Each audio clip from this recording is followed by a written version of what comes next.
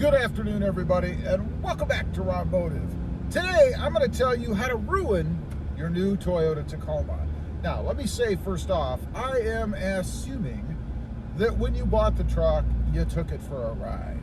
You like the way that it handled, you like the way that it rode, and you like the power of it, right?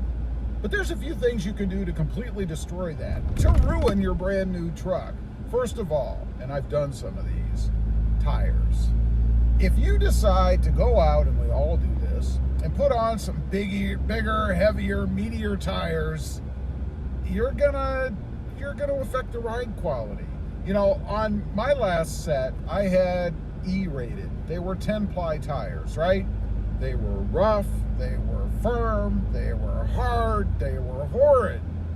Great for off-roading, but on the road, which is where I spend my time, right? And many of you do, even though I know we'd like to do more. 90-some% of the people that own 4x4s never even go off-road. So you have to consider that when you're out shopping and the man in you takes over, or the woman in you takes over, and you see these meaty tires. Don't do it.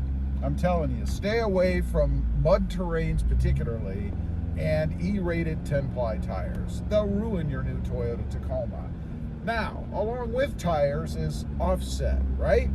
If you're like me, you like to gain some poke. You want to move those tires outside of that fender well a little bit.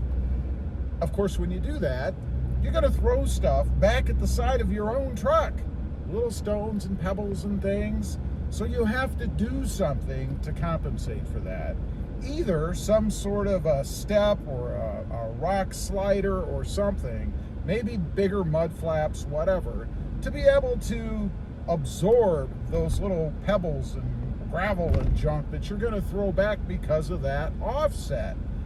Now, I have on my truck OEM rock sliders. They seem to be doing the job because so far I haven't noticed any chips or anything on the side of my truck, and I don't have mud flaps. I don't like mud flaps. I will never have mud flaps. I would even go as far as to say that I'd rather have chips than mud flaps, and then I'll deal with the repercussions of that later. Next up, exhaust. I'm seeing a lot of talk out there now about putting different exhausts on the truck. It depends on what you put on the truck. You want to make sure that you get an exhaust that is pleasant to your ear, right? Watch videos. Maybe meet up with some people that have changed the exhaust. Listen to what they sound like, because there's nothing worse than putting an exhaust on the truck that you don't like. Something that's loud, obnoxious. Drone. Drone is the worst thing. When you're driving down the road, let's say, I don't know, you're going to be in the truck for an hour, 2, 12, 20, whatever. After a while, that's going to drive you insane. You're going to hear this droning exhaust in the background. I've had many in my past. None, I would say, that I really cared for in the end. Either they were too quiet when I put them on, and I never really had a problem because I didn't hear anything, except for the money leaving my wallet, I guess. Or two, the drone, which I've had on several, and I even had one that just rusted all to hell shortly after I put it on the truck. That again is just a waste of money, right? I mean, 6 months, you look underneath there and you got a hole in your muffler or something. Who wants that? Nobody wants that, right? Not good. Make sure if you're doing any kind of an electrical mod, whether it would be adding lights, an aux beam switch, maybe the bank's cold air intake, whatever it is that you're going to add that can have an effect or is connected to something electrical. In the case of the intake, it would be the MAF sensor. Make sure that you disconnect the negative terminal on the battery. I have seen many people do electrical mods, lights, switches, whatever, not disconnect that negative battery terminal. Then they get in, they're all done, they're all excited, ready to see that new mod. They push the button, the truck starts up, hopefully, and they've got lights on their gauge cluster. Why? Because they should have simply disconnected the negative terminal. I know it's an extra step. It takes what, an extra 5.5 seconds? That's including finding the right socket, right? but you need to do it. You need to make sure that if you're going to mess with anything electrical, that you disconnect the negative terminal. And if you're in doubt as to whether you really need to do that or not, do it anyway. It doesn't hurt anything. Lastly, we have to talk about lifts. Another big thing with the Toyota Tacoma. I love lifted trucks myself, but the problem that I've had in the past, and I did it with two 4th Gen Tacomas, a TRD Sport and a TRD Off-Road, and I had an issue where when I would back out of my driveway with the wheel turned, I would get some kind of weird metallic clunk, almost like two pieces of metal were sliding over each other or rubbing up against each other. I don't know what it was. I didn't have a rub from the tires or anything. There was plenty of clearance for that. But some kind of an issue. Something was wrong with the way that that lift, I'm assuming, was installed, or maybe the truck just wasn't meant for it anyway. It was put on, both of them, by dealerships.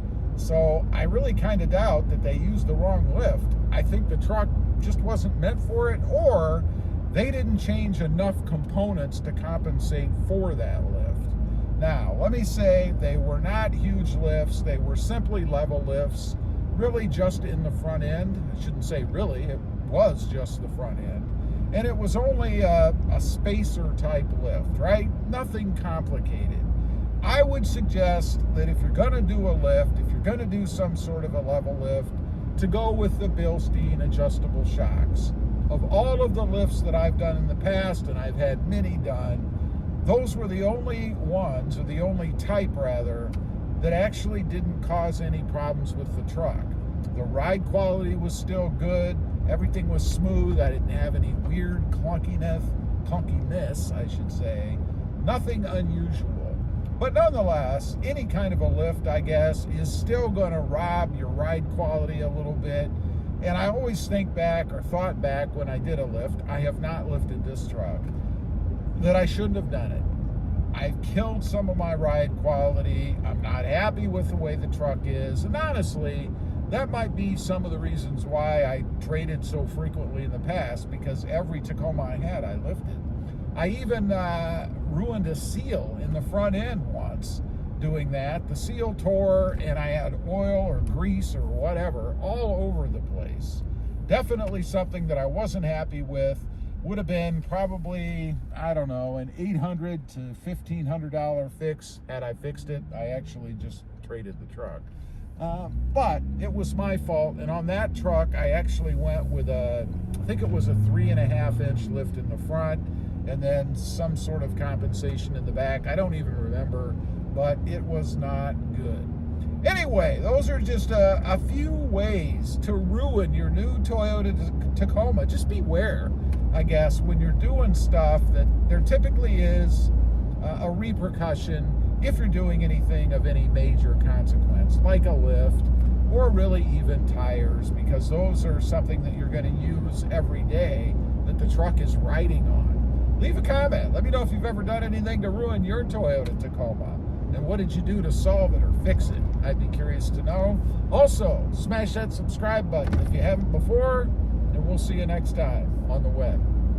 Bye.